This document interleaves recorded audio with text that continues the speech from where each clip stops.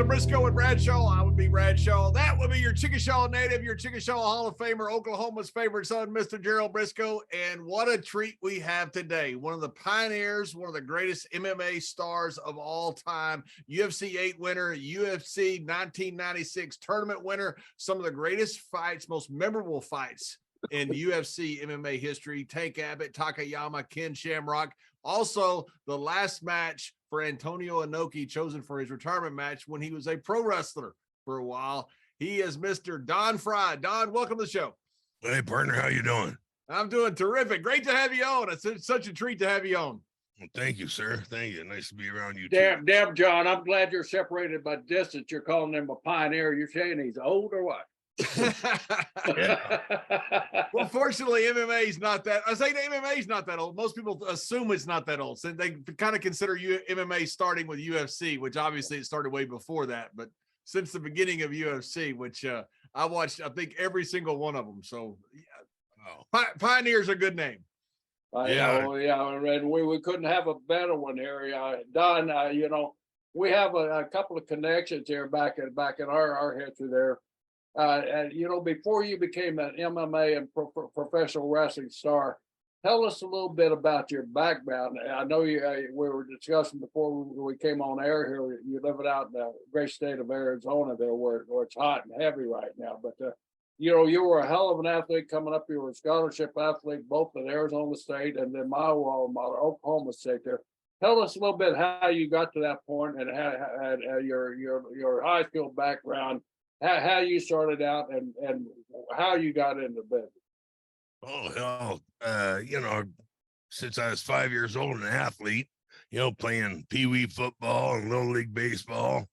And when I made it to ninth grade, the football line coach was a fellow named Jerry Peckinpah, and he was also the wrestling coach, you know, for the ninth graders.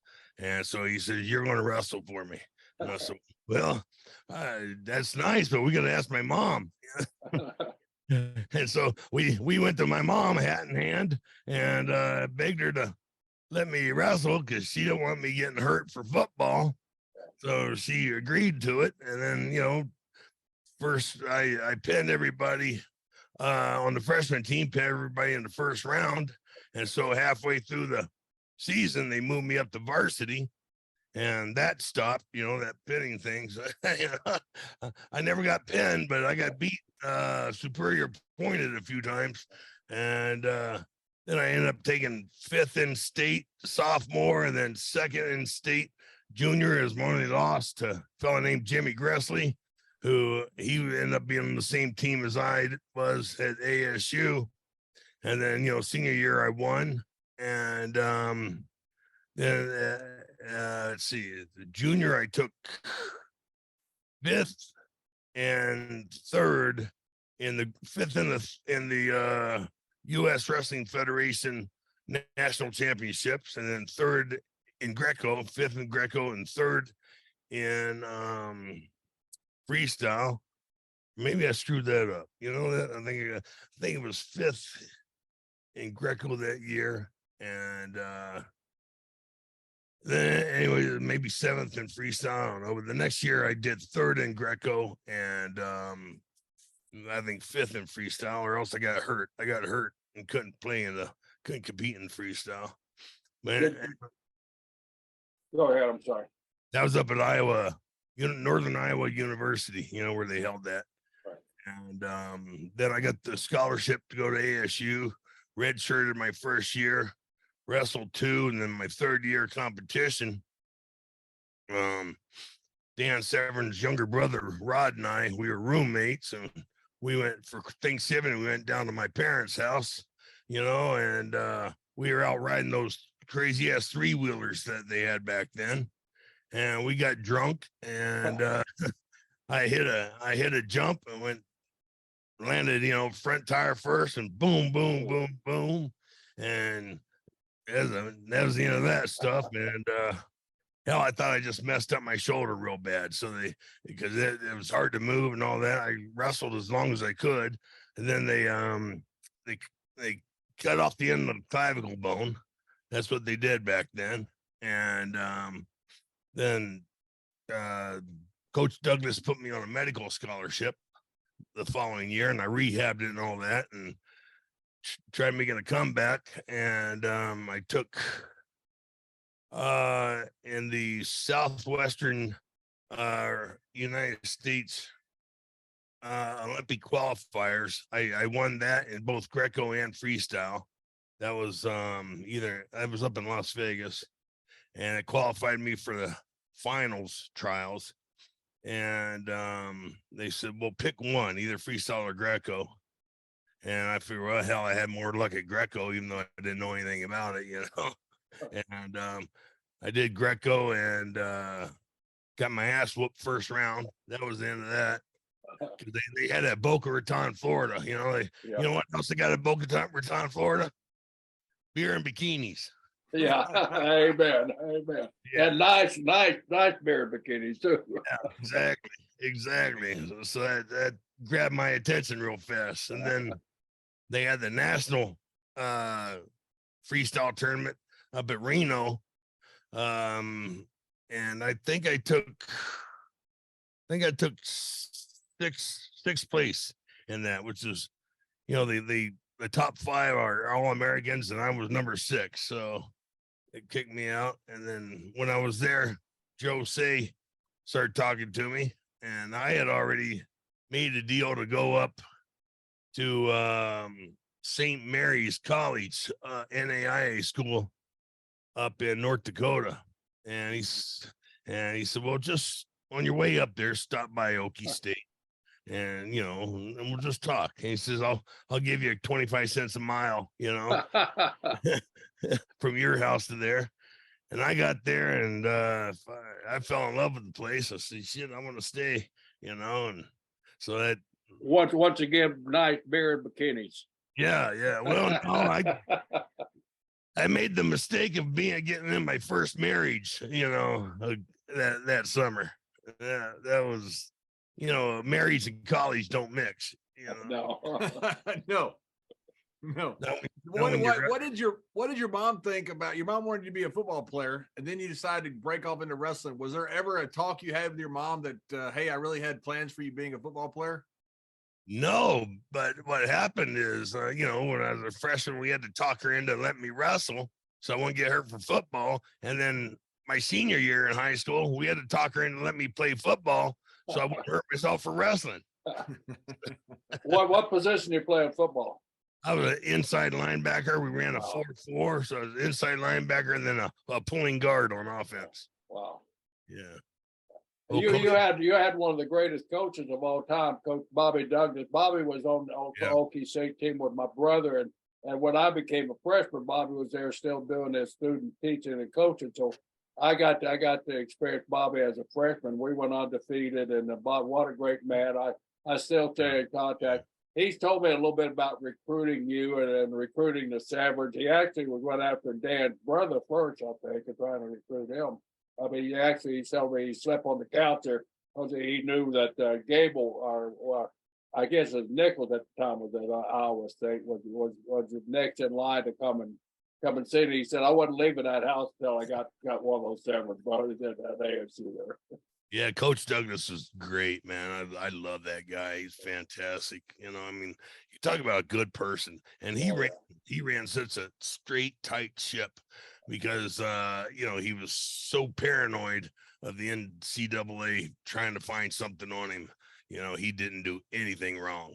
Never. John, I think, correct me if I'm wrong, Dan, but I think Bobby was the first African-American head coach at a major D1 school. So when the NCAA, he told me he was nitpicked to death out there by everybody until he started winning. Then when he started winning, they really put the eyeballs on him, man. Yeah. But you guys had a dynamite team there, man. You went from nothing up in the top 5 of the nation, I believe, when you got there, right? Oh yeah. And now they're still pretty solid. You know, I mean, I was lucky. You know, Dan Severn was the assistant wrestling coach my freshman year, so we hit it off real big. And I worked with him during the summer, and you know, we became good friends. And when he moved off to Michigan State, you know, that kind of broke my heart, left me lost. You know. Is that the reason you transferred, or what was the reason behind your transfer from ASU to OSU? Well, they transferred because Coach Douglas had put me on a medical scholarship, Right. To open up a scholarship, for the team. Right. And once they put you on a medical scholarship, you are ineligible at that university. They take it away. Yeah. Oh, I didn't know that so if you went on medical, you couldn't compete it. Yeah. So you ended up there, Coach Say. So you're part of that system with Coach Say there that nearly got Oklahoma State put on the death penalty, right? Then I don't know what happened. well, he was given I think one guy from the West Coast, I can't remember his name, but I think to get him signed OSU gave him a Corvette. And it's a little obvious that the guy shows up in Stillwater, Oklahoma, in a Corvette or wrestling, because wrestlers traditionally don't have a lot of money. Right. Well, and they got caught, and they didn't let Oklahoma State compete in the NCAA tournament that second year. I think that they were there, second, third year.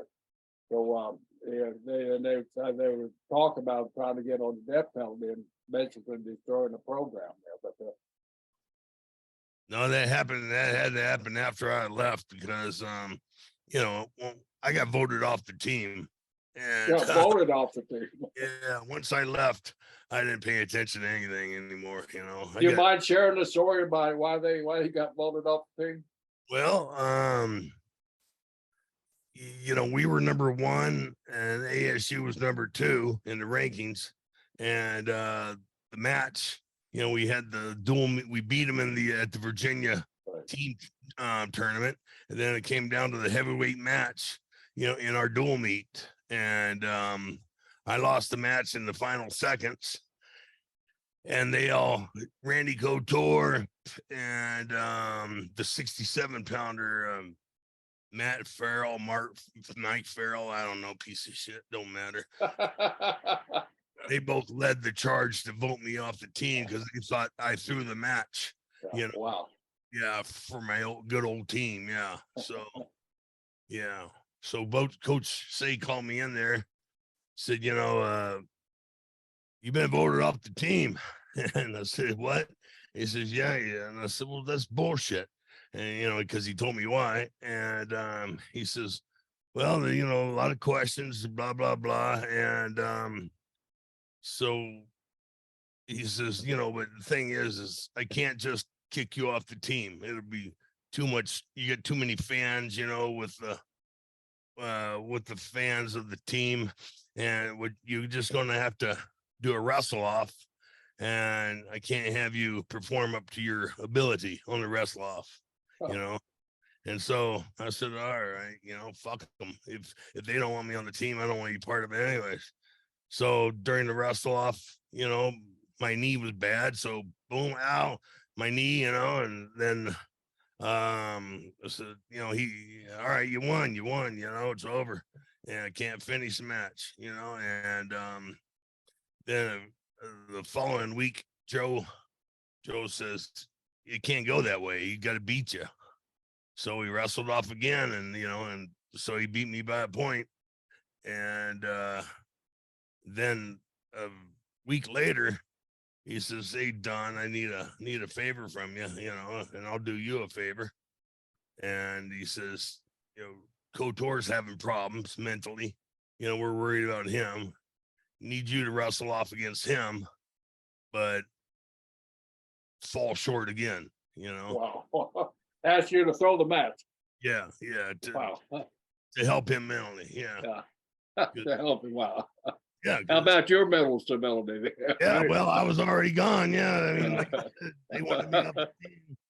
So I said, all right, fine. I don't care, And so I lost that match, and the hell with me and old boy, we were sitting there and had a couple beers before I went in there and down at the campus tavern, right? Yeah. And I show up in the workout shorts and the grays and the t-shirt and the gray shorts, and Couture's in a singlet, pantsing back and forth, getting all psyched up, and as soon as he won, I walked over there, grabbed my shit, and we went back to the bar. A good place to go. Yeah, absolutely. So did you ever went later in talk to Couture about this? Pardon? Did you ever later talk to Couture about this, or is there hard feelings still? Or I don't care for him. I mean, obviously we're not friends. I mean, I haven't been in the Expendable movies. They've had 4 of them. Obvious, you know. You don't see me as a friend. I don't see him as a friend. He never invited me to any of his golf tournaments. You know. I didn't know he had any golf tournaments. I'm kind of upset now that me and Mr. Brisco hadn't been invited. Yeah, I guess he had him 10 years or 20 years ago. I don't know, for the military, you know. So I never got invited to it.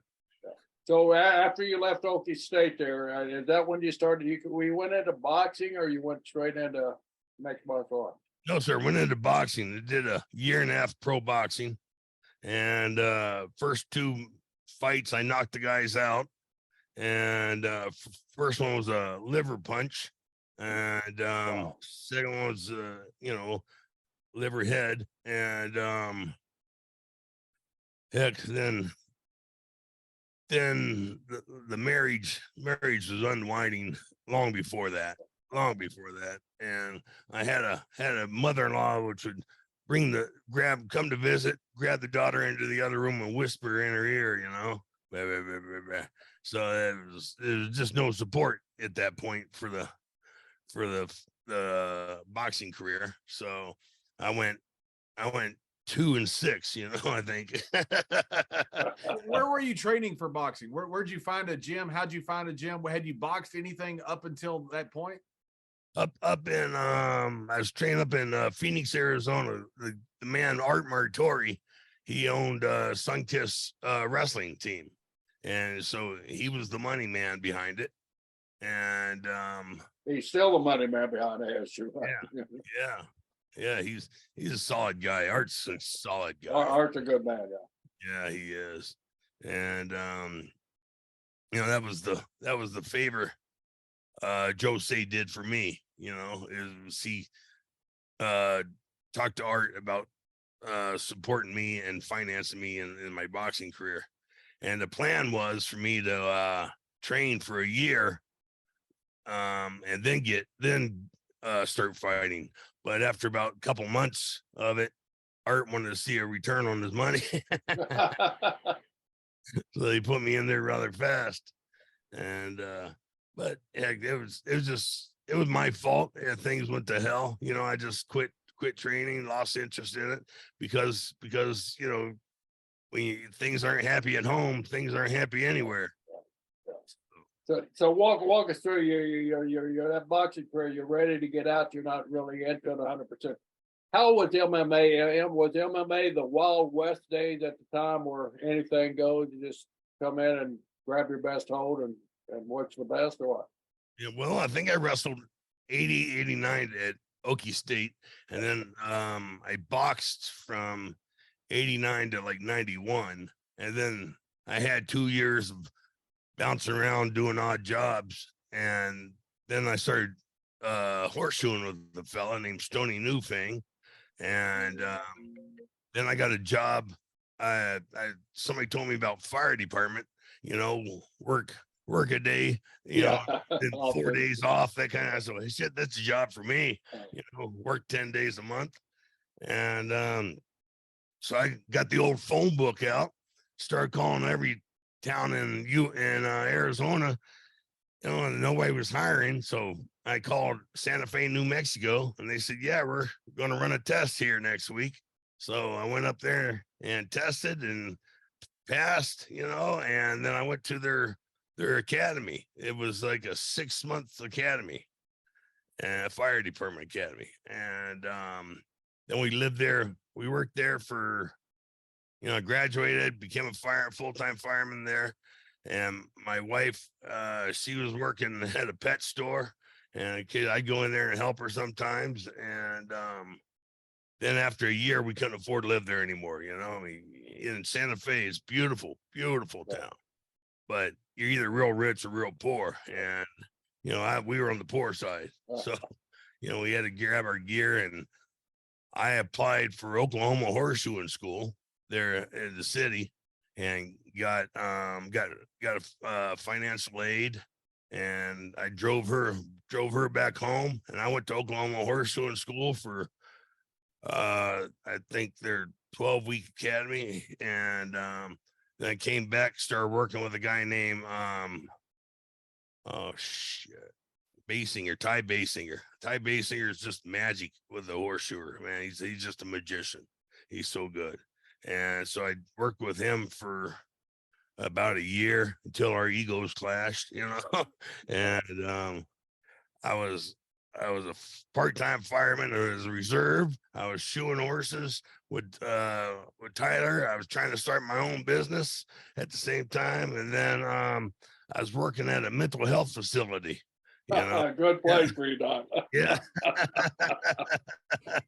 So I had 4 jobs, and what did you do at the psych facility? I was the muscle. I was the muscle. Tremendous. Yeah, and one day they had a breakout where all these teenage kids broke out, and so you got to go out there, herd them all back in, and one of the kids was causing more problems than he should have, and so one of the other guys grabbed him from behind and was holding him and pinning his arms down. The kid started slamming his head into the guy's nose. So I walked over there, grabbed him by the head, and just threw a headlock on him. Basic headlock. Well, when we did the headlock, his hand got caught between the floor and my chest, or his chest. I don't know. Broke his wrist. And that was the end of my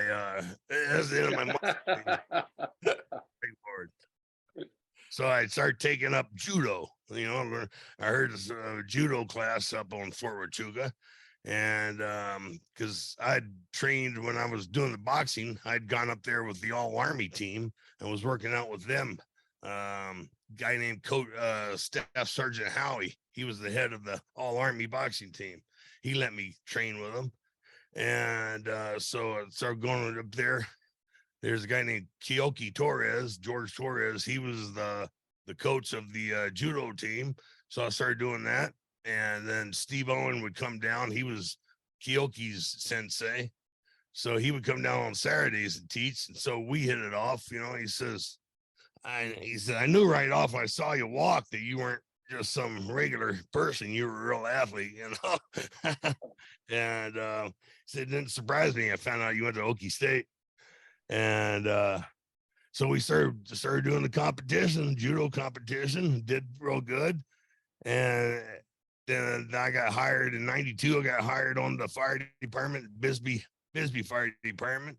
So it cut me down to only had to have 2 jobs then, Bisbee Fire and horseshoeing. And then, things go as they go. The marriage went boom, and got a divorce. And so I was just, well, shit, let's try something new. I saw Dan Severn. That's when the UFC came out at the end of 93. And Dan won in 94. And I picked up the phone, called him up, and said, hey, Dan, it's Don Frye. You remember me? He said, yeah, boy, what are you doing? And so told him. And I said, can you get me in on this stuff? He said, yeah. So he's got me some fights across the country. Ended up costing me money because check's still in the mail somewhere, and so that happened. And then I was his chief throwing dummy for the first ultimate, and he won that. And then we both were on the card at the Kellogg Arena in Battle Creek, Michigan for the New Year's 95-96. Guy had an event there. Dan won the world super heavyweight shoot fighting championship for the guy. I won the world heavyweight championship for the guy. And check's still in the mail for that one, belt's still in the mail for that one. So how hard was it then to get fights? Now this is a, multi-billion-dollar business, but back then, you had John McCain and so many people trying to ban the entire sport. How hard was it getting fights back then? it was difficult. You know, you had to have somebody like Dan who knew a bunch of promoters, or else a bunch of promoters wanted to know him. So they would call him up, you know, hoping he would come to their show. And so he would say, okay, but, you know, put this guy, you know, my boy Don Frye on your card.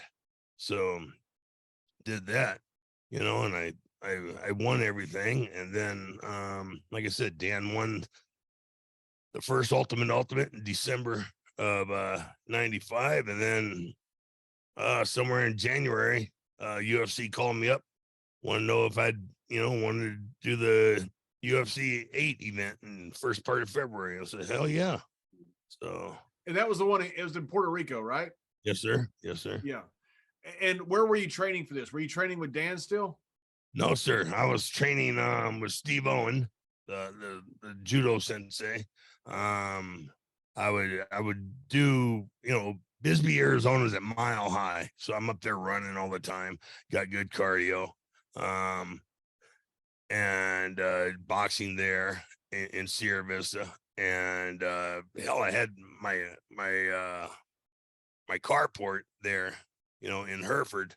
I had the ring and a bag there, and that's no cars, you know, no cars sat outside because I had my boxing ring and my bag in there. And so I was training there, and then I drive up to Tucson, you know, 100 miles away, drive up there every doggone night almost. So just 4 out of 7.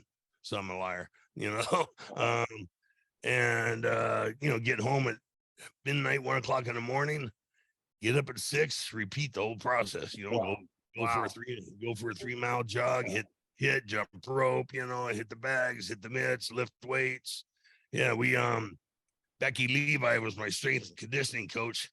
We would go to the gym and had a pool, and we had to put those little floaties on my arms and my ankles, you know, because I would sink. Was training a lot different than like the judo and the amateur wrestling crew? Did you change your training in it, or did you incorporate everything into your training? I incorporated it all. Yeah. I mean, let me get rid of this. I was cheating, you know, because you wrestle, you're in a street fight for 2.5 hours every day of your life, you know, and so I already had that going for me, you know, how I knew how to train, and it didn't scare me being in front of a crowd either. A lot of people, you know, they're great in the gym, but they get out in front of a crowd, they get stage fright. They can't convey it. What did you think when you first saw UFC? Did you think this is something I'm going to have as a lifestyle, or did you think this is great, this is a lot of fun, I want to be a part of it? What was your thoughts about UFC at the time? I thought it was great. I thought I could do it, and I thought I would use it as a way to get into what you all did. You know, a shortcut into the pro wrestling. You know, because I didn't have the size of you did. You know, or the name like Jerry did, or the knowledge like Jerry did. You know, but I just, you know, I was a amateur wrestler and needed to find a way to get into it. You did have the look of Rick Rude, though. Yeah. I know you've had to hear that many, many times. Rick Rude was one of me and Jerry's good friends. I don't know if you ever met Rick or not, but no, I never got to meet Rick. Man, I always wanted to. I thought he had the greatest gimmick in the world. Just the best. And a good guy on top of it, Don. You would love the guy because he's a super guy. And a national arm wrestling champion. You know, he was a pretty good arm wrestler. Not like Scott Norton, you know, Scott Norton, world champion, but Rick was a national level world champion. Yeah, I love Scott Norton. He carried me throughout my whole career over there at New Japan. Yeah, if it wasn't for Scott, you know, they'd have fired me after my first year. I saw a match one time with Scott, and I bet he threw 40 clotheslines in one match, and somehow it worked beautifully. It did. You know, he kept hitting them with the clothesline and kept hitting, and finally the Japanese crowd started getting behind it. He had a great mind for the Japanese psychology. It was just, I thought he was awesome. I thought he was just fantastic over there. He did such a wonderful job. Oh, I think he walks on water. I really do. You know, I mean, like I said, if it wasn't for him, I wouldn't have got anywhere in that company. We have a mutual training partner, not partner, coach. Brad Reingens trained me. Really? Yeah. I played a little pro football and went up to went up to Minnesota, trained with Brad, lived in just outside, trained in his basement there that you probably trained in as well, with that stupid tree that he made you suplex 100 times. Yeah, you get that old pond. It's funny. Inoki brought some kind of little moped over, you know, to try and sell to the world. And Curt Hennig got on that thing and ran that thing right into the pond, you know. Pissed Brad off. Boy, I tell you what, Brad get mad and everybody just run. Yeah. He's a mild-mannered guy, but he's that mild-mannered guy that you're scared of. Yeah, he gets mad. You head for the hills, you know. Brad must have loved you being with your Greco-Roman background. Yeah, well, I didn't really have much of a Greco-Roman background, you know. Nothing compared to Brad. I mean, like when Dan Severn and I went to the UFC 8, and we went you interview with Jeff and all the other announcers, you know, and Jeff Blatnick looks at me and says, "It says here you're Greco-Roman. How come I've never heard of you?" Well, I ain't your level, partner. Ain't no reason for you to hear. Jeff was at a different level. A lot of people. Absolutely. Well, you know, Brad should have been, you know, he should have been a gold medalist. But that's the biggest travesty in U.S. sport when those kids got cheated out of it. Yeah, absolutely. I mean, in '76 at Montreal, you know, there was the point system. He had beaten the guys that were, you know, the top three, but he lost somehow by a couple of points. So he ended up fourth. And then in '80, you know, geez, that guy, God dang, he just pissed the world off, you know, by what he did. That was all you did was rob a bunch of young people of their dreams, their lifelong dreams. Yeah, absolutely. By boycotting that Olympics. I mean, it's just such a travesty to happen to have those guys train all your life for something, you know. Obviously you're short, you know, you're young, but you train your whole life for something, and then because of politics, the Olympics get boycotted. Just a horrible mistake made by the president. And that's what the Olympics were to begin with, is so the whole world would stop for, you know, 8-12 weeks, and everybody would compete, and then you get back, you know, to your wars and everything else. Yeah, he just ruined everybody's lives, so many lives. And did you move up to Minnesota when you trained? Obviously you did, right? To move to Minnesota to train with Brad? No, I just moved in. Heck, where did we live? Heck, I think you know, Inoki-san and Masa Saito, they rented me a room.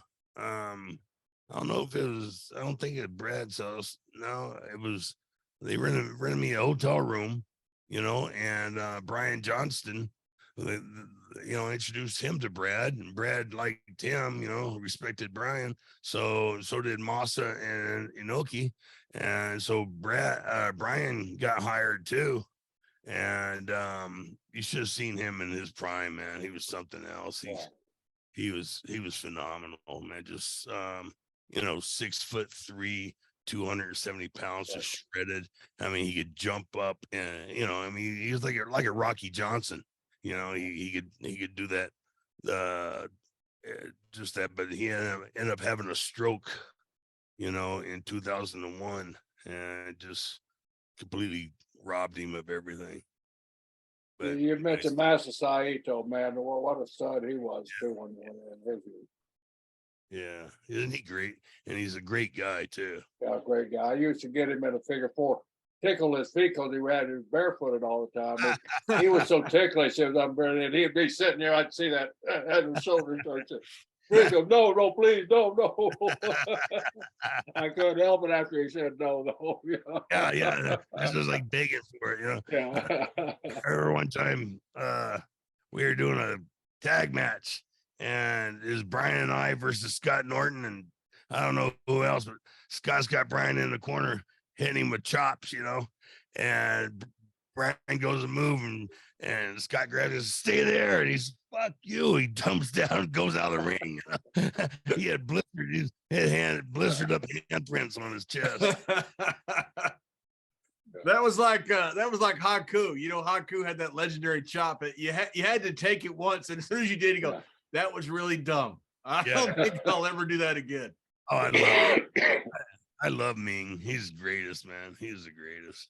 He's such a nice guy. Haku, Ming. I mean, he's got so many different names, Yeah, we had when we had the invasion, with WCW, Mr. Brisco there said, hey, we don't know what WCW is going to do back. So he had all the guys, Shamrock, Steve Blackman, the Harris boys, me and Ron Simmons, a bunch of guys standing there in the parking lot in case WCW came over through our live show. I don't know what was going to happen, but we were out there. We have no idea what we were going to do. But we thought, if Haku comes, Ming comes, we're going to send Shamrock out. We're just going to see who wins, because this is going to be a very long fight. Yeah. Just turn the camera on and we'll sell tickets. Yeah, that's right.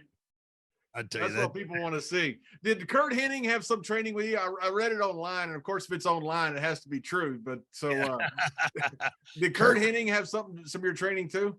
Yeah, he'd come over and help Brad out, and when Brad needed to make a phone call or something, Curt would take over. And Curt was fun. He was just such a fun guy.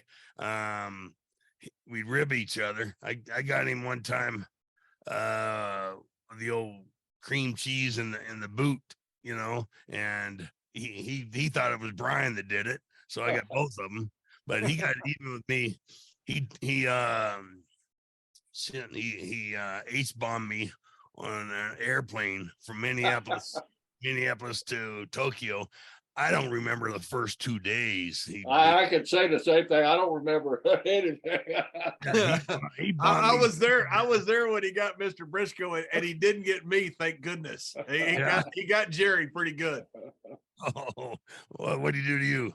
Oh, it was that plane ride from hell. What it done? That's right, a plane ride from hell. But they made the documentary about it. Curt had gimmicked Mr. Brisco, and I'm glad he did, because that's what saved me, really, because people knew that he actually ace bombed me. So I got out of all the punishment mode of that stuff. That's right, because guys would lose their job and everything, and man, I'm sorry, I didn't know what I was doing. I got an excuse. We go out a crazy ass anyway. I've probably done it without Curt ace bombing. Yeah, he had a free pass. Yeah. So he got you a couple of times too, huh? Oh my God, he did so many times. I mean, he was just a great guy. He'd come in and tell stories and just rib you, And then we'd go to the bar. He'd sit there, throw darts, and hit the damn bullseye. Almost every time, and he's like, Mr. Perfect. Wade Boggs tells a story about Perfect coming down and filming that baseball scene, and Wade thought, we'll never get this done. Hennig hit a home run his first at bat, his first pitch. Curt was a great athlete. That Mr. Perfect gimmick was legit. He was really good at a lot of things. He was great at everything he did. Yeah. And he just look at you like, what'd you expect? Yeah. Don, was you wanting to make the transition over to the pro side from MMA right away, or did you you said you kind of got in it to use as a vehicle to get over there? So how long did that transition take? Oh, heck. Well, I only fought in the UFC the 1 year. 1 year. Yeah, I had 10 matches. 1 year you had so many memorable fights over in that career. 10 or 11 matches that year, because I did in November of that year. We did a fight over in Japan called Japan, which Ultimate Japan, and it wasn't with the UFC, but they used their name. And Bob Meyerowitz called me up. It was madder than hell. He said, "What are you doing going over there? You've got the match coming up, the most important tournament. 1 month later, what happens if you get hurt?" Shit, it's my call. Come on. I get hurt. Yeah. I'm not gonna get hurt from this guy. I beat him, and I beat him easy. And then I beat him 3 times that year. And the third time was so easy. The guy claimed that I paid him off to take a dive, because I beat him in like 20 or 40 seconds or something like that. And it's like, no, I got a whole locker room full of guys. I'll tell you, I never left the damn locker room. Yeah, after my first match with Gary Goodridge, I brought my buddy Dave Norch along. He's a fireman paramedic, so he stuck an IV in me and put three bags of normal saline back into my body. So I was fresh as a daisy. And that the guy that claimed it, that was that's crazy. I mean, he beat him twice already, but he claimed that he was paid to throw the fight or was talked into throwing the fight, right? Right. Well, and he's had 3 different stories too. So it's like, if you're gonna make the claim, get the damn story straight. Stick to one of them, at least. Yeah. And he must have thrown the first 2 as well, because he's 0-3, right? Was there stuff like that going on in the UFC during the early days like that, or what? I don't know. I really don't know. I think in UFC, let's see, 5 or 6, 7, I think in 6, was up. Dan fought Shamrock in a super fight, and it was up in Casper, Wyoming. And in the tournament, Oleg Taktarov fought one of the guys he trained with, Anthony Macias or something. And you see Anthony point at him and wink, before the match. And then they go out there, in one of those 6-second matches, shit. Was it UFC 8 that you had Tank Abbott? No, sir. UFC, I fought 3 people. I fought Tank in the finals of Ultimate 2 in 96, right? Yeah, December 96. Ultimate 2. Right. Only 2 of those, because that was the winners and runner-ups of the previous tournaments, and then special invitation. And instead of paying $50,000, they paid $150,000. So, like I said, they only did 2. It was too pricey. It was like UFC 9. They had a single elite matches, and that cost them way too much money. They never did that again. You just mentioned the money that 150 there. Was these boxcar figures that these fighters get nowadays are just insane there. But how was the money for coming up in MMA in your day? There was none. There was none. UFC 8, I got guaranteed $500, to walk through the cage the first match. And the second match, I guess you get guaranteed $1,000, and you make it to the finals, you can either get 50,000 or 25,000. And knock on wood, I was lucky. Good Lord loved me, and I cleaned up. Mark Coleman and I cleaned up on all the money that year. The money like in pro wrestling, back in our day, you went to Japan because they paid bigger money. Was it the same way for your fights? For what? I'm sorry. You get more money in MMA fighting in Japan than you would in the US? Yeah, I think I got 20 or 25 for my match in Japan. That. So yeah, I got real good money that time. I got 70, I got 50 for the tournament in 8. And then I think 9, I got 25 because it was a single match. And what was great was Mark Schultz got $250,000 for his match. Wow. First match. And then 10, I think I got either 25 or 50. That's when Coleman beat the hell out of me, in the finals. But I know I might have got 50. I might have got a guarantee of 50, And did anything change after UFC 8 when you had that first big win? You're the UFC champion, best fighter in the world. you don't get it at that point. You didn't get a contract or anything from UFC, right? Or you didn't have regular fights, or did anything change as far as the money or anything else in your life because you became UFC champion? Oh, everything changed for me. Yeah, absolutely. I mean, I walked into the bank. I got $50,000. I walked right up to the president, sat down at his desk. There's Mr. Frye, right? Yeah, that's right. I got 50,000. I thought I was the richest man in the world. Wow. Go get me a cup of water, boy. So what's the number of fights a fighter should fight a year? I've always wondered this. I'm a lifelong fight fan. I used to see, my Ali would fight, depending on how much money he had. Ali would fight, 3 to 4 times a year, something like that. Boxers back then would fight that. As they get more named, they fight less. You were fighting 5-6 times that year. What do you think? Is that too much? How much should a fighter fight? I think I fought 11 times that year. Wow. Basically every month. Yeah, 10 or no, in a night, 3 fights a night. 3 fights in February, 1 in May, 3 fights in July, 1 in November, and then 3 in December. So what was that, 11 matches? Yeah. Yeah. And that was because they suspended me. I got a phone call from Art Davies before UFC 11. Coleman killed me in 10. And so I was getting ready to fight him again in 11.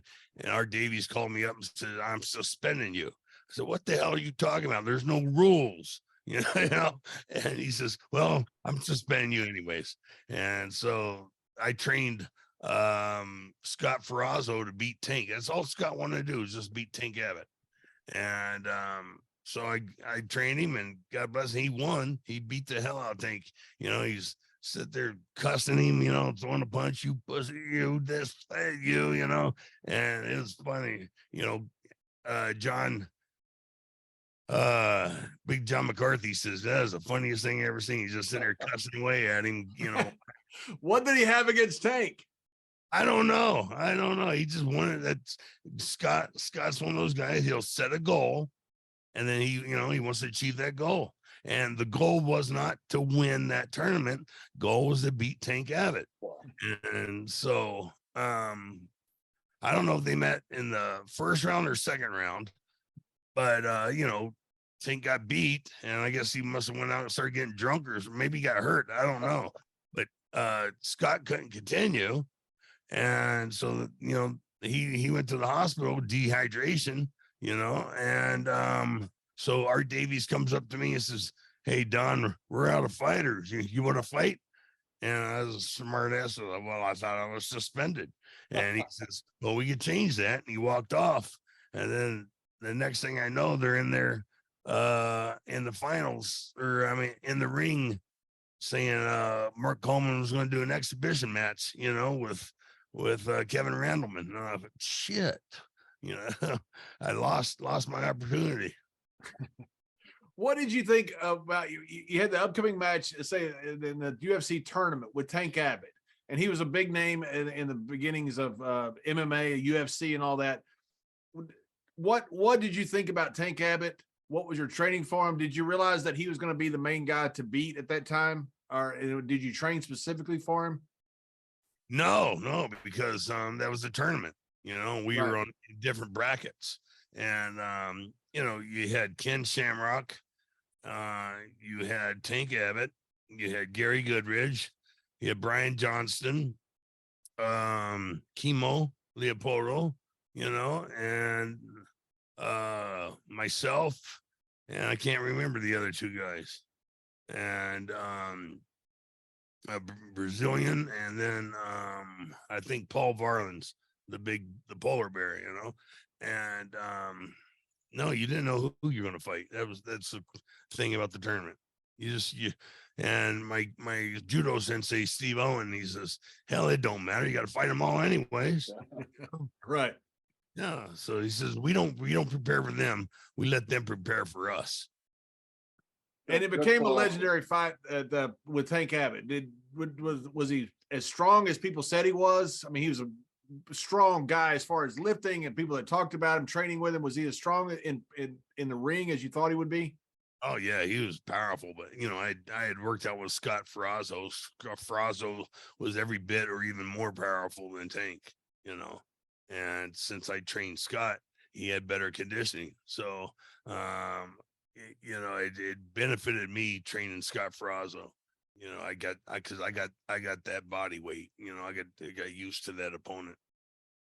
And during that time, you kind of had this incredible fight with Ken Shamrock. One of the greatest endings I've ever seen in any fight ever.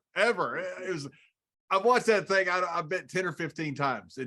You basically you catch Ken with a heck of a punch, and then as you go down, I thought Ken looks out as he's falling, and somehow he hooks your ankle and you won't tap. It just that's not the toughest two people on the planet, I don't know what is. That was incredible. Did you have in mind during that time that one day you're going to eventually end up fighting Ken Shamrock? Was there a rivalry there because of the Severn connection or anything personal, or was it just a matter of you were two tough guys and two of the best fighters in the world, you knew you'd end up fighting? No, all of those, all of the above. I mean, I was pissed at him because he had beat Dan Severn. And Dan was my boyhood hero, my buddy, and he beat Dan and rather quickly too. And I wanted to see if Shamrock really was who he was made out to be, and he was. I mean, he's so damn strong. Have y'all ever work out with him? Yes. Yeah. Is that the most strongest freaking guy you ever seen in your life? It's amazing. Mr. Brisco knows very well Danny Hodge, from Oklahoma, legendary strength. I always thought Ken was like that. Ken had that strength of his hands. It's just when you feel him, you know that something's different about this guy when you're out there with Shamrock. Yeah, he's like Gene LaBelle. Gene LaBelle, he says, every time you touch that person, you hurt him. Right. That's it. He'd crush you when you shook your hand. He'd, laugh and slap your shoulder, knock it out of place. Yeah, you hurt him every time you touch him, and that's how Ken is. Just an amazing athlete.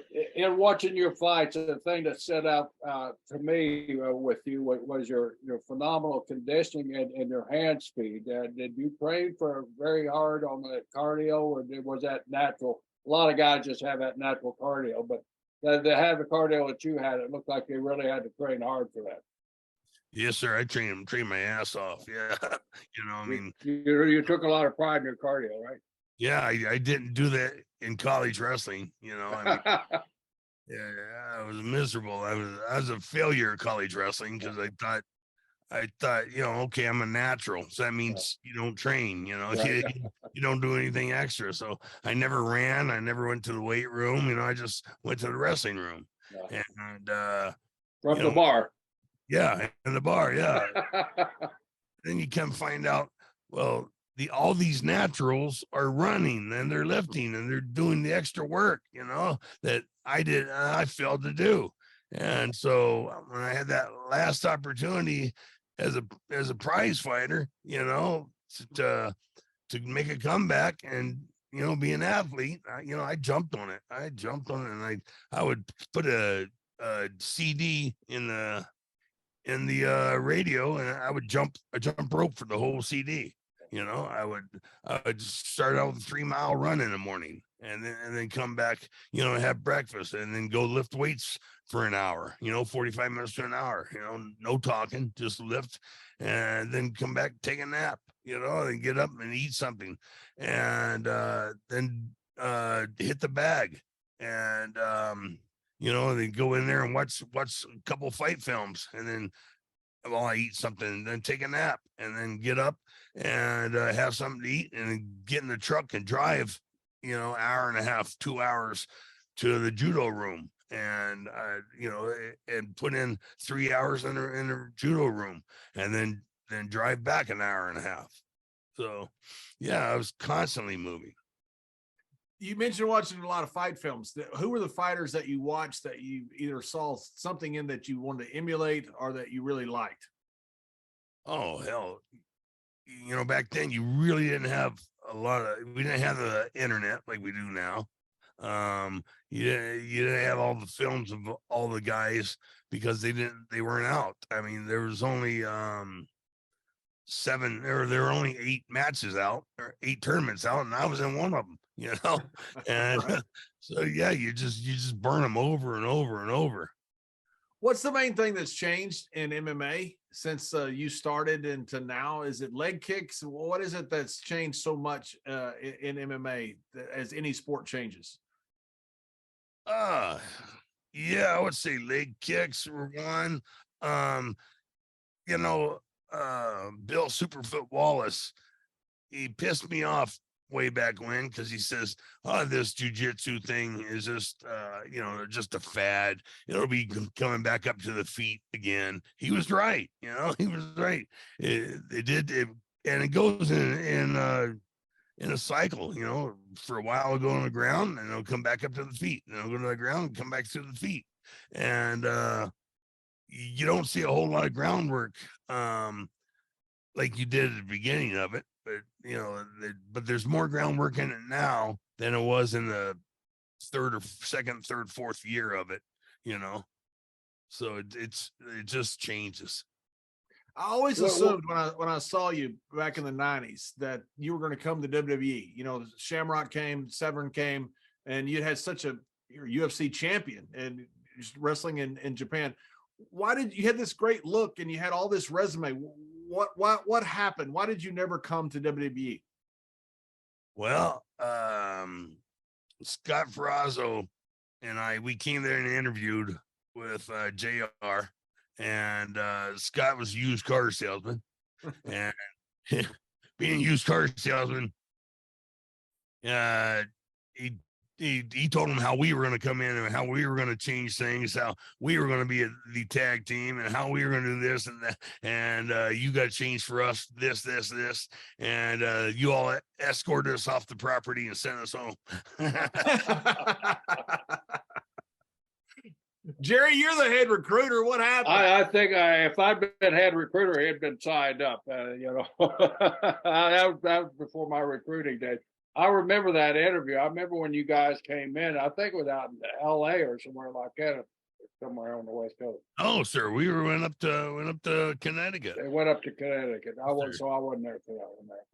But first time I ran into it, I think was in L.A. where you come up. I don't know if you were setting up the interview at that time or not. But when was the time where you actually said, I'm going to do this stuff now, and I'm going to get started in pro wrestling, and give up your main bread basket there with the MMA stuff? Oh, hell, it happened right away, because in my fight against Abbott, that was the last fight of the year in '96, and I broke my hand, fighting. So I had to sit out 6 or 8 weeks, and at that time the plan was for the winner of the Ultimate 2 to fight Dan Severn for the World Heavyweight Championship, and since I won, but I couldn't compete because he had the cast on for 8 weeks and then didn't give me any time to train, because I think the fight was in February or March, and didn't have any time to train, and so they gave it to Coleman. And while I was out, during those first few months, Brad Reagan's called me. Brad called Jeff Blackneck. He's looking for somebody, because they had recruited Ken Shamrock, as the American prize fighter, UFC fighter.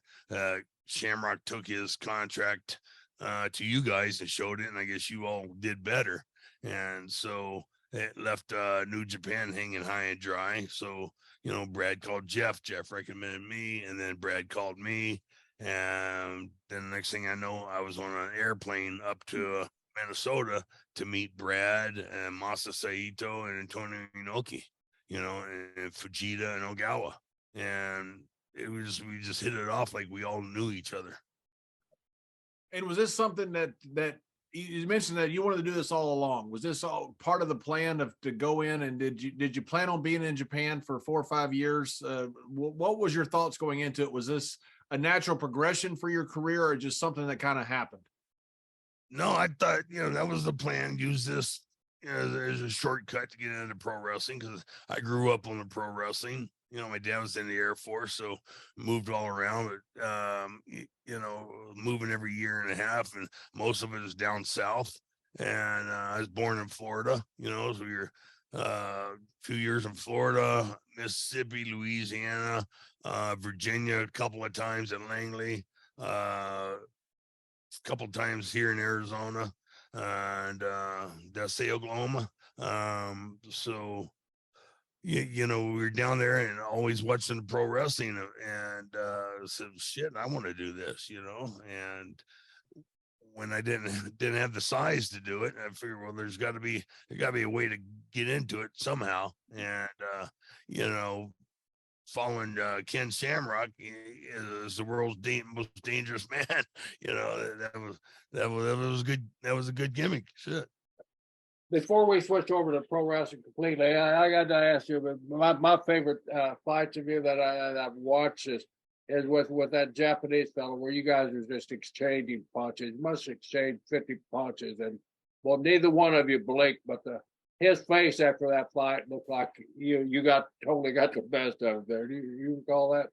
Yeah, Yoshihiro Takayama. Yeah, exactly. God bless him. How did that happen? I mean, sometimes fights just happen. Hearns and Hagler just happened. It just all of a sudden you two great fighters, and all of a sudden they meet in the middle and decide, you know what, we're not going anywhere. How did that happen with Takayama? That all of a sudden you created this thing that people are going to watch as long as they have video. Thank you. He's just, well, hell, he was like 320 pounds or something like that. And you watch, I come lumbering up and throw a punch, but he hits me and knocks my feet out from under me. Boom. I got my feet and I reached up to grab hold of him, so I wouldn't fall down again. And then I just started wailing, and he returned the favor. So we did that 3 or 4 times that night. Yeah, a few times. What were you thinking during the fight? Did you think, good Lord, this is not what I had planned? Yeah, I thought, this is stupid. Who signed me up for this nonsense? Yeah, is this guy ever going to go down? Yeah. I hit that guy with everything I had, and you feel it radiate down the arm, down to the heel, and he stood there, and I was like, holy crime. And I don't know how much more he can take, but I ain't gonna be able to take much more. Yeah, he was hammering you too, man. I mean, not only your fist or your heels were hurt, your face had to be hurt, man. You guys exchanged. That's the best exchange of punches I've seen in any type of combat sport. Thank you. Yeah, you don't see too many people repeating that. No. No. The referee would stop it nowadays. I think he would stop the fight, declare both of them winners. Yeah, I tell you what, the only people won that night, like with the Shamrock fight, neither one of us won that fight, but the crowd won. Yeah. When I told John we were getting you there, I mean, he talked me about that Shamrock fight for 45 minutes before he let me off the phone. He said, man, that's the greatest thing I've ever seen in my life. It's the greatest finish ever. It's the greatest finish ever. You've basically knocked him out. And as he lands, I don't know how he came to. I don't know either. When he goes down, his hands are up, and he's out. And somehow when he came to, and he snatches your ankle and knee, and it's just, and then you won't tap. It's the greatest. It's something you'd put in a movie, and you go, no, that can't be real.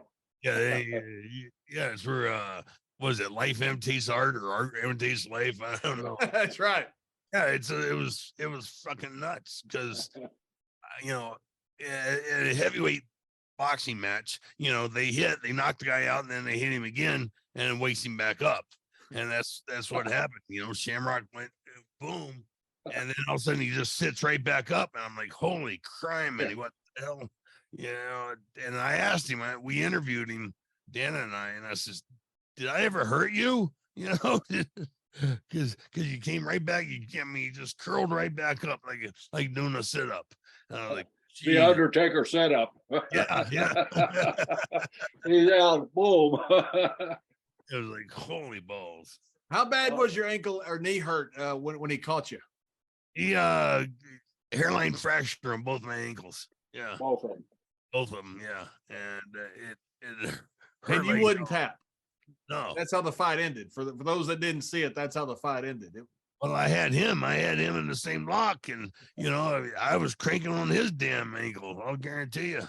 And I don't know how the hell he didn't tap either. The Japanese are so big about legacy and things like that. Have they done anything with the Takayama fight since? I mean, did you ever go back to Japan and appear with Takayama or anything, or the people for legacy and for history for the Japanese? I went back, I don't know if it was around 2014 or 15. But I went back to do a match, an old timers 8-man tag match with the great Muda, and Chono and a few other guys. And while we were there, Muda and I went and saw Takayama in the hospital. Yeah. Yeah, that was, and I'm hoping that they will put that match, in the UFC Hall of Fame. I mentioned it to them. They said, well, it's a pride fight. I said, yeah, but you've got pride fighters in the, UFC Hall of Fame. What's the difference? You guys own it, so it's yours now.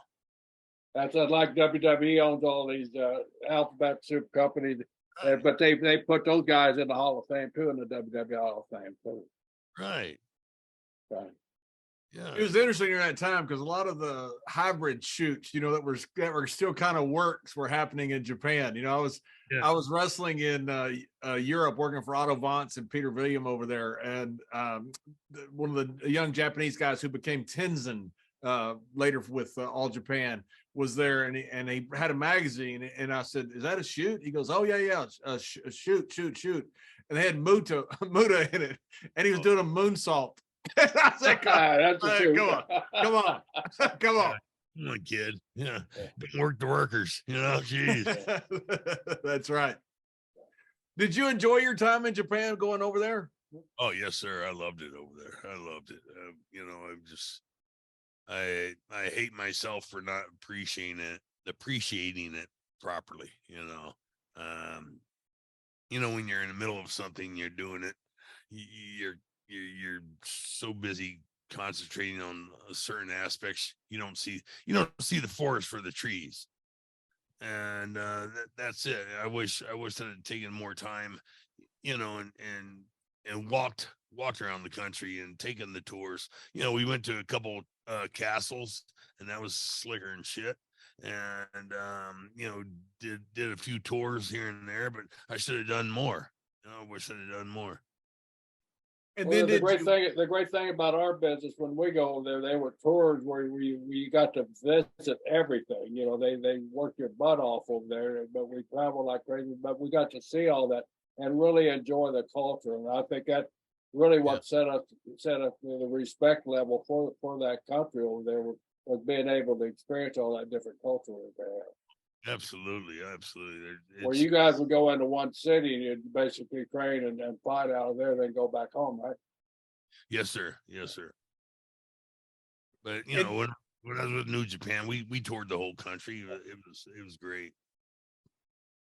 And did you just want to get back into fighting? Is that why you got in? Because you got into Pride back after the New Japan run, right? Yes, sir. And was it just that you missed fighting? Was that the reason you wanted to get back into Pride? No, there was I hurt my ego because I saw Mark Coleman win their tournament, with big Pride tournament, and I was still pissed about him beating me. And I mean, I was really pissed, and so it hurt my ego, and I wasn't getting the push I thought I should have got in pro wrestling, which I was getting the greatest push ever. You know, I mean, I did the retirement match for Antonio Inoki, and I broke 3 of his ribs. You know, 2 minutes in, I break 3 of his ribs, and that's that's why the match only went 4 minutes. You know?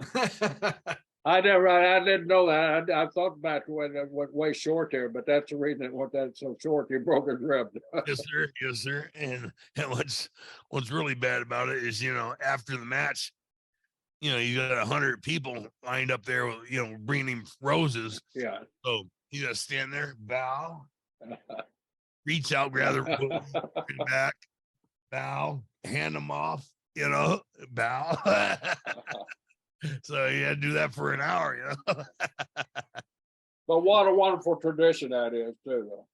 Yeah, it really is. It really is. You know, because like you said, it's the culture, you know, the culture.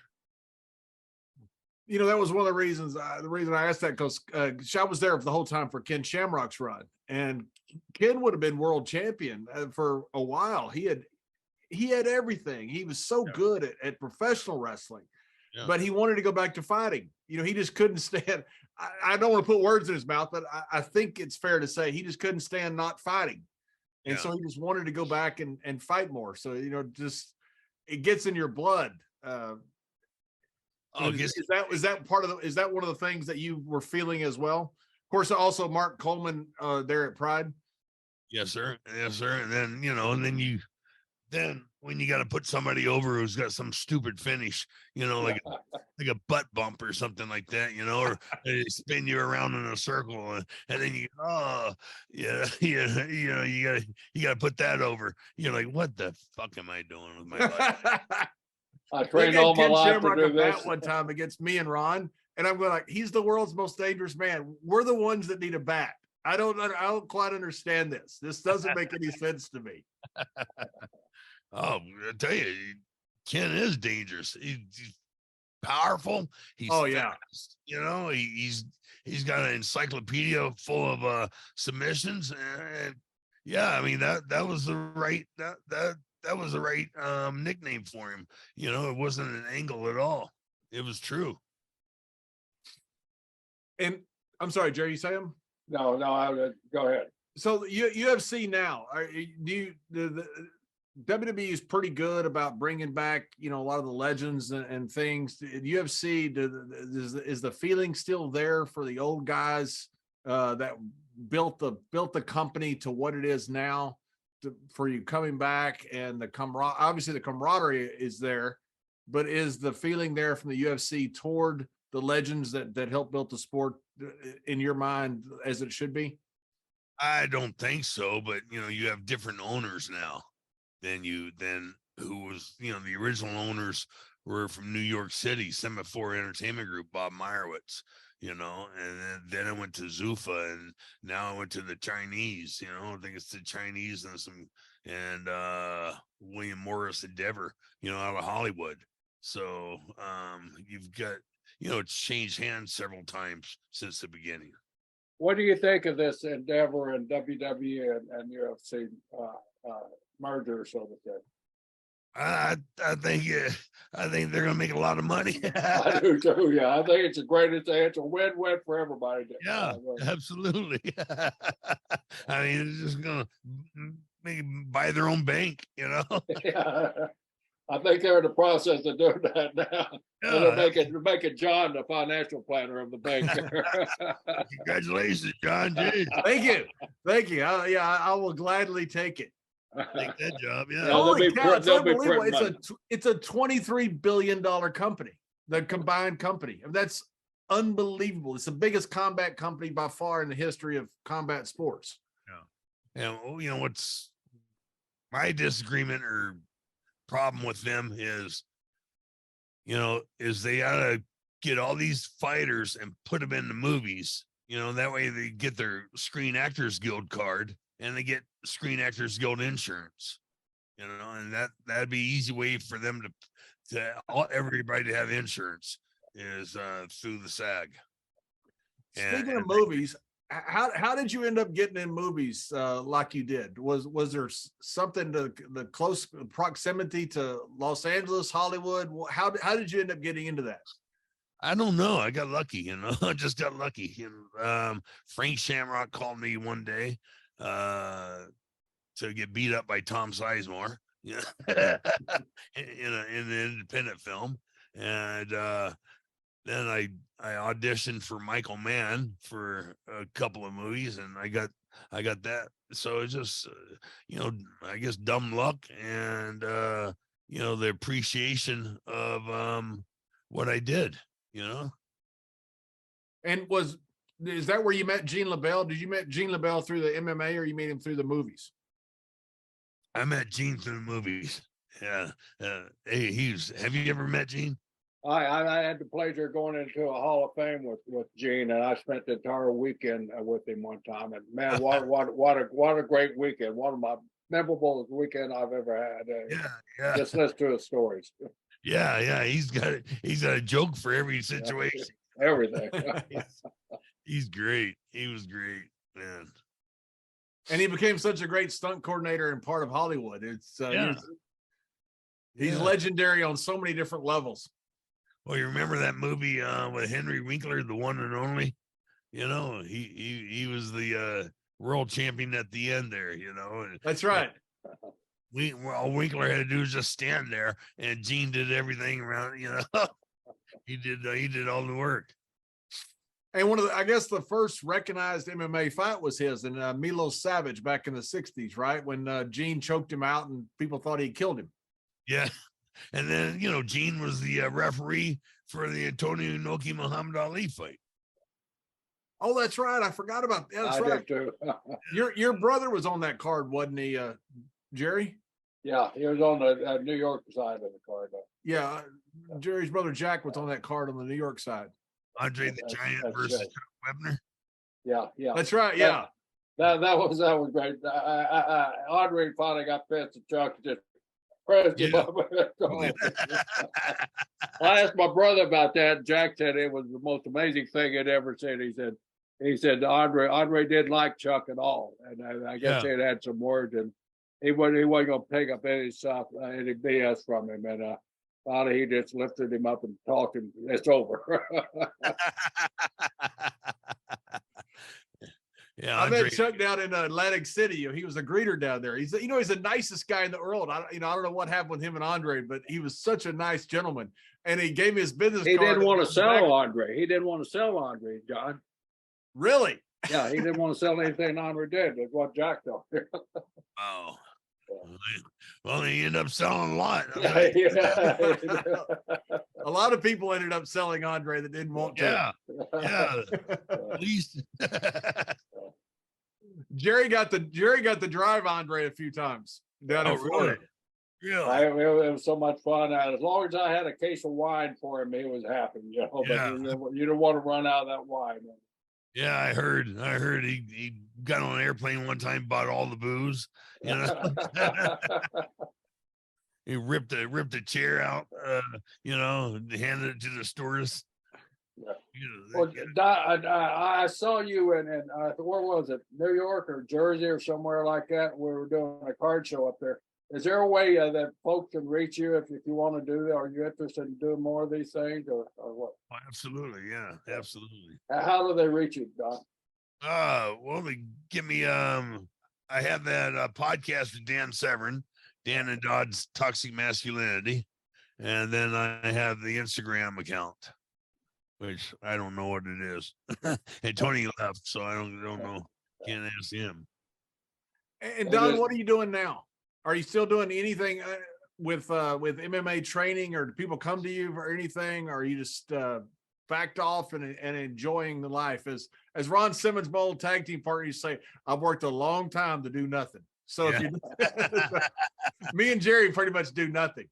Yeah, that's pretty much what I do. And enjoy it. Yeah, no, I mean, I've never had anybody ask me to train them. So really, that's unbelievable. That nobody ever. Wow. Yeah, so I don't train anybody. I just got back from a Godzilla convention in Chicago. Did that over the weekend because I was, they put me in a Godzilla movie back in 2005. It was the 50th anniversary. It's called Godzilla Final Wars. And so, every once in a couple of years, they get together and I go there and do the autograph thing. And then I saw Mr. Brisco up in New Jersey or Jersey, somewhere around there, Jersey, New York, or Philly, one of those places. Yeah. They're all the same. A bunch of Yankees, yeah, shit. Don, do you still train I know you still train. Nobody quits training, but do you still train like hit the bag, things like that, like you did when you were fighting? Nah, I don't do anything like I did when I was fighting. It's a different mindset, when you're training. I mean, there's exercising, there's working out, and there's training, and then there's a bunch of little shit in between each one. But people say I train this, I train that. No, you don't train that. You might try, exercise at that, but you're not training it, because training is hours, serious hours at it, and you guys know that. I mean, god dang, if somebody were going to get in with and the fighting and what's lead to pro wrestling, what would you recommend how they start and their training? To start with amateur wrestling or what? Oh yeah, amateur wrestling is the foundation of everything. It's the foundation of the MMA sport. Jeff Blatnick came up with the term MMA. Did he? Mixed martial arts. Yeah. Jeff did? Wow, I didn't know it. Yeah, Jeff did. Yeah. And geez, it's just you're dumbfounded when you try and explain what it is, because there's just no way to explain it. It's just a little bit of everything. It's like a soup. It seems though that the basic amateur wrestling background, it seems, goes. One time, not too long ago, every UFC champion had an amateur wrestling background and they excelled at it.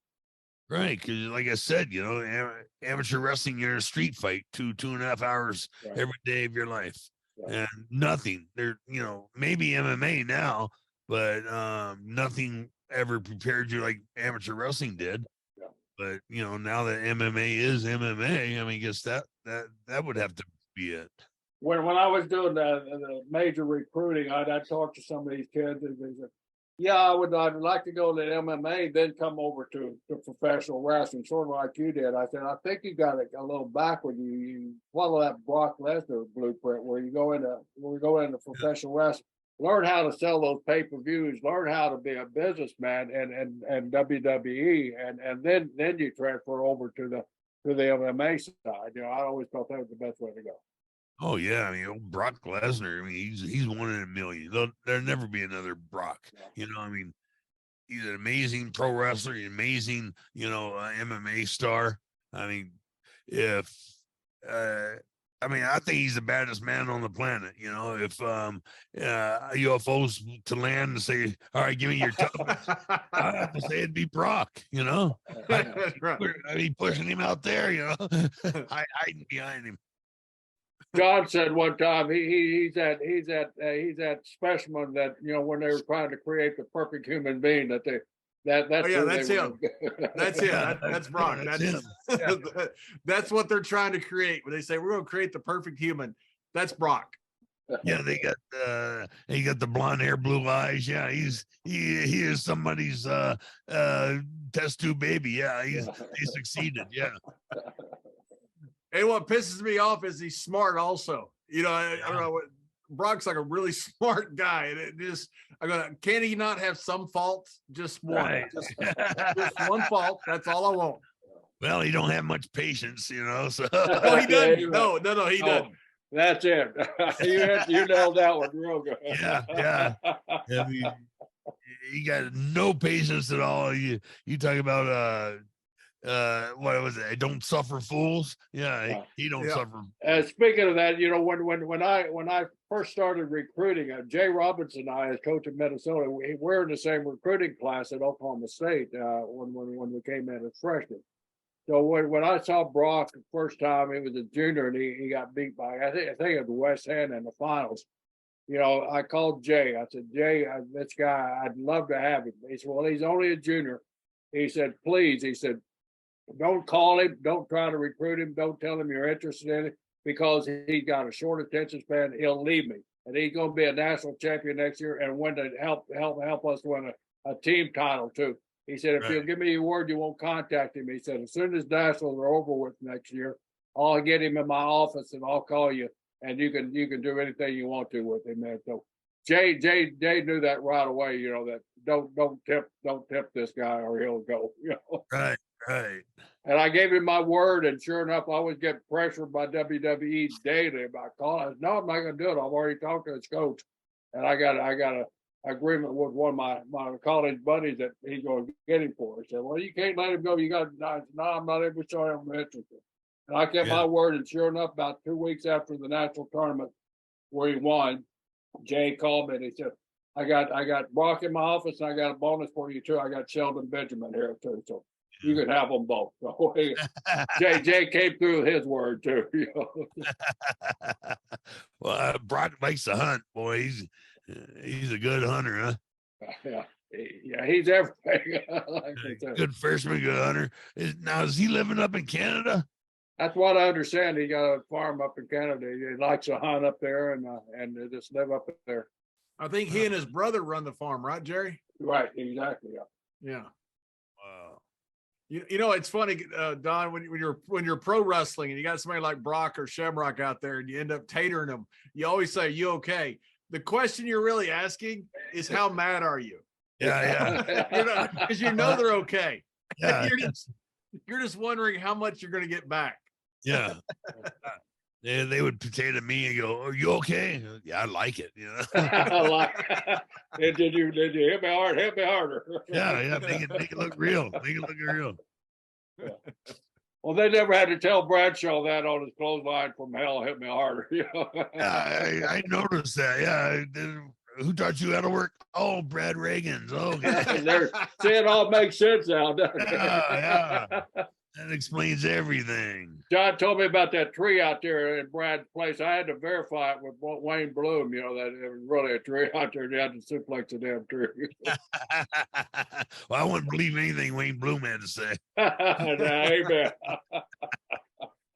I saw Wayne. Oh man, he still looks like he'd raise hell, you know? Yeah, he looks great, doesn't he? I don't know how old he is, but he looks great. His son's a monster there at WWE now too. Really? Yeah. He's probably 6'5", 6'6". He's a big 6'6", at least, about 300 pounds, and just built like a brick shit house. Oh, that's great. Just nice and respectful as he can be. I met him the other day when I was down in Orlando. What a nice young man. Is Wayne's son? Yeah. Yeah. Yeah, Wayne's son. Yeah. His mom must have raised him then, huh? You know, Wayne was on the road a lot. Exactly. We got Wayne coming on here pretty soon. In a few weeks. Yeah? He'll be fine. Tell him I said he's full of shit. All right. Oh, you bet I'm going to. We'll do that in the intro. Yeah, I can't wait. You know, I saw up there in New York City earlier last year. Mike Rotunda. I hadn't seen him in years because we, we're on the same tours over there in Japan. Yeah, Mike lived right up the road from me. What a great guy he is. And he was always Mike Rotunda. He was always a good guy. But what a tough son of a bitch he was. A lot of people just don't give Mike a lot of credit for that. But man, I would not want to challenge him at all in a sober trade of mine. He come up to me with his two kids. And he says, "Do you remember me?" I'm like, "Come on, what do you mean?" You know, it's like, yeah, he's a humble young man, boy. That's for sure. It just twisted my mind. You know, why would you say that? Yeah. Well, Don, man, guys are so sensitive about CTE. I see some guys sometimes go, "Hey, John Layfield," they go, "I know who you are," and they get mad. Yeah, I always introduce myself. Yeah, it's not the CGE. I just didn't know if I made that big of an impact on you. Yeah, right. when I saw Don in New Jersey, I walked over to him. I said, "Jerry Brisco," I know who the hell you are. Yeah, Oh, it you're one of shocked the me. Briscoes. Shit, you're an Okie, you're an Okie cowboy, Okie State Yeah, cowboy. Shit, yeah. you But man, never did call me for a job. well, if I'd been in that position, I would.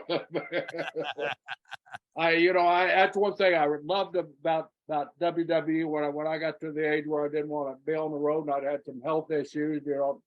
They said, "What do you want to do?" And I got with JR and Vince, and we always need talent. And I've been recruiting talent, like Hogan and those guys from the beginning. I said, "Well, I got a good contact with all the coaches at NCAA wrestling.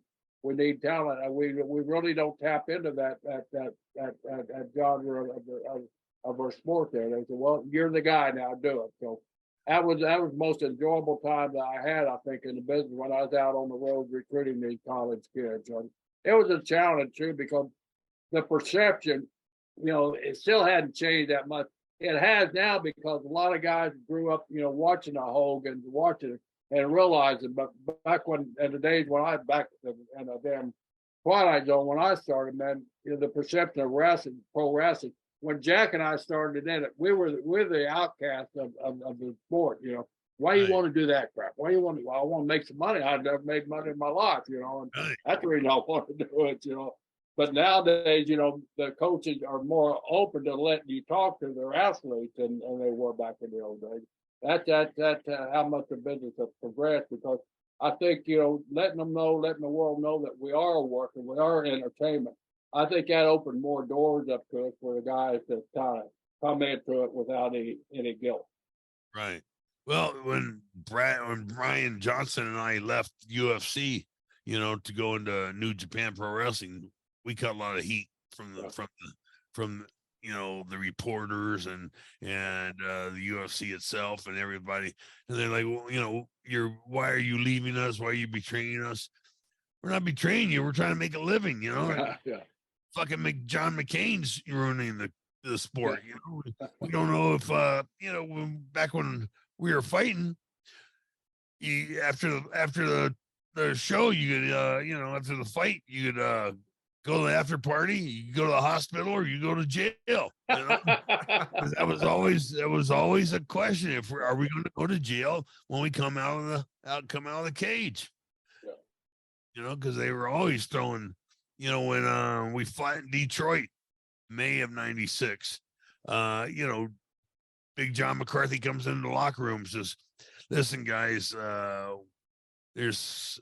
got a lot of heat with the politicians. We had to make some amendments. There's no closed fist punching. I go, what? What are you talking about?" He says, "No. Or there will be a fine somewhere, sometime, some amount, down there." Oh, okay. So, well, I read that you had gotten banned from like Arizona State after your UFC championship. Was that right? No. I got banned from the high school, Bisbee High School, working out in Bisbee High School because I was working out there before the first UFC. And because John McCain, the city manager down there in Bisbee was up McCain's ass, and wanted to be a little Johnny McCain or something. I don't know, but when he found out I was doing it, and I asked for time off to train for the next show, the UFC 9, he said, no, you got to make a choice, either be a fireman or be a fighter. Well, thanks for having me. Yeah, that's an easy choice. Yeah. I can make this much in a whole year. I can make this much, in one fight. And so I said, sayonara. Yeah, and now they would love to have something like that. Now a firefighter that's doing something like that, it's just, he's put on the poster and he's put everywhere else. Now back then, it was different. Well, that's Stipe, from Ohio there. Is it Miocic? Yes. the Yeah, heavyweight. yeah. Yeah, he's a fireman, you know, and they all love him. Right. They should. I mean, hell, he's a hell of a fighter, and it's being a fireman. It's a complete opposite of being a fighter. I mean, not the firefighting. The firefighting is the same as being a prize fighter, but because you're going after something, you're going to defeat something, you're going to destroy it, you know. But being in the medical aspect of it, you got to be a nurturing, kind, gentle, you know. You pull somebody out of a fire or out of a car or something like that, you've got to turn tender and nurturing real fast, you know, be compassionate. And back when I was back when I was doing pro wrestling, you know, and people, you know, I was a lot bigger then, you know, better shape, obviously. And they say, well, what do you do? I used to be a fireman. Oh yeah, why'd you quit that? And you know, I lost my compassion. That'd be the end of the conversation. Yeah, I don't know about you losing size, because when I saw you up in Jersey, I called John the next day. I said, John, I saw Don Frye there. We got him. And holy cow. I said, man, he looks like he could still beat the shit out of anybody that he wanted to, man. You look great for what you've gone through, man. Thank you, sir. Thank you. You guys do too. Shit. I mean, y'all laid a lot of clotheslines and body drops, you know, shit. Absolutely. Well, Don, hey, thanks so much for coming on the show. I've been looking forward to this for some time. And like I say, Jerry told you I was a big fan of what you did, a big fan of Kenny's as well. That, you know, you guys built this $23 billion company. You guys were the pillars that this company stands on because of what you guys did when there wasn't much money in the sport. You did it because either you loved it or, you know, because you just enjoyed fighting, you know. And so thank you so much for coming on the show. I've been looking forward to it, and it's lived up to every expectation I had. So thank you. Thank you, sir. Thank you. How's your glucosamine chondroitin going? So far so good. Why's that? My buddy passed away last year. Guy who made the GLC 2000 that I was peddling. So I'm out of work. I need some GLC. Yeah, I'm taking that a lot for the joints. It's good stuff. Yeah, you have a company now, right? I did. Yeah. I had a company that was selling it, and I got somebody who wanted to buy the patent, so I was able to get rid of it. So. Oh, okay. No longer. I thought that's what I was asking. Yeah. That was a tough business. Was it? Yeah. It was so hard because so many people buy up shelf space. It was tough to get in as a small person trying to get into the nutrition business. You know, the best business model is to build something and sell it, right? You know, instead of build something to make money. It's a kind of a crazy model. You hope you can last long enough to get to the point where somebody steps in, a big group, and wants to end up buying it. And that's a pretty good exit for you. So, Don, do you see any of this stuff happening? You know, some of these work shoot fightings that they're popping up around every once in a while. The what?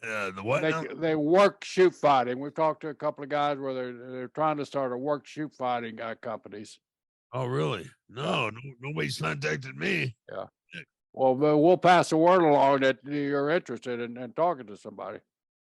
Yeah, I'm interested. You know, be willing to train somebody too if they want to train. Yeah. You know? If they want to, that's something I find it hard that nobody out there would ask a Don Frye to help train them, right, John? I mean, come on, the best in the world, you know, come on. That's who I'd go to. Yeah, but I tell you, partner, I'd love to have you guys, you know, but I understood Bobby Douglas and Joe Say, you know, where they come from after we did that IFL thing 1 or 2 years, and I understood the concept of being a coach and having somebody on the team like me who didn't want to work hard. You know? Don, I talk to Bobby almost monthly, almost there for a while, almost weekly, but at least every other week. He's fantastic. I mean, his health is good. You know, his mind's still fairly sharp, and I still love him to death. You know, he's one of those guys that, man, what a great guy! What a privilege it was to cross paths with Bobby Douglas. Absolutely, yeah. Just be in his presence. I mean, the guy's awesome. He's just awesome. Yeah, please tell him, give him my respect. Please. I sure will. He'll be proud to get it too. He still lives up in Ames. Him and Jackie, you know, and this COVID scared them to death. You know, they're up in age, of course, and both of them are fairly healthy. Jackie's having a little memory problems, but health wise, she's real good. You know, and so they're great people. They're just dear friends of mine. You know. Oh, I love them. I just, you know, it's one of the things I didn't, you know, like John asked about Japan, something you know you don't appreciate while you're there, and being in the same room for Coach Douglas, you know, for 3.5 years. I didn't appreciate it like I should have. Like you do in the later years, you know, you think back, man, that guy, he had his crap together, you know, to fight the battles that he fought during that time frame, you know, coming up where a black man, you know, in a white man's world when he was a kid, and our sport too, which amateur wrestling, you know, there weren't a lot of African Americans involved in it. He kind of set the trend and a template for that whole sport for guys like him to come along. Absolutely, you know, you couldn't find a better guy. Like you said, like you tell, I'm one of his disciples, man. I love him, and I'm glad to hear you are too. Thank you. Yeah, I tell you. I got when I was packing up my house to sell it, the last photo went in the box. It was, you know, the wrestling team, you know, stayed on the wall as long as I could. Yeah. Well, thanks so much, my friend. We'll see you down the line. And when you need John and I to come on you and Dan's show, we're here for you. All right. Great. I'd love to have you. Thank you.